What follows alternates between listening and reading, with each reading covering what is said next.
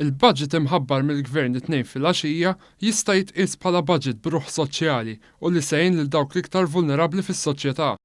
Kliem l-ekonomista JP Fabbri meta mistoqsija r-reazzjoni tiegħu mill-ġurnal The Times of Malta ftit tal-ħin wara li tħabbar il-budget. This budget can therefore be seen as having a social soul and supporting low-income or vulnerable people in society. L-ekonomista spjega kif din id-dikjarazzjoni hija mnebħa mill-għexxieren ta' miżuri soċjali li kompla jieħu l-Gvern fil-budget tas-sena d-dieħla.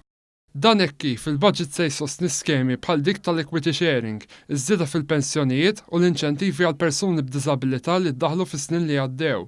Iżda l-budget ta' dis-sena jmur lil hinn minn dawn l-inizjattivi hekk kif dawn il-miżuri se jitwessaw għal iżjed nies jew fil-każ tal-pensjonijiet li se jiżdiedu b'7 € fil-ġimgħa. L-ekonomista Fabbri nnota wkoll li dan il-budget qed jiffoka iktar fuq l-ambjent. A number of measures have been introduced, primarily increasing pensions, but also pushing very much towards the affordability of housing. Also, there has been a distribution more towards the environment rather than new productive generating activities. Fl-intervent tiegħu mal-Gazzetta, Fabbri rrikonoxxa li l-Gvern qiegħed jiġġieled il-ħasil ta' flus.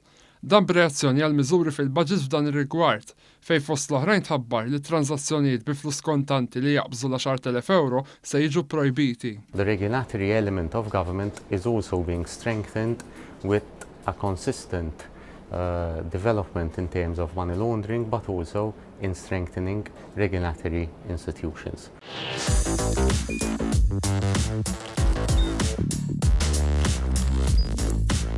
Idħol fuq one.com.mt u hemmhekk tista' tara l-programmi kollha li jxandru fuq One permezz ta' One Play.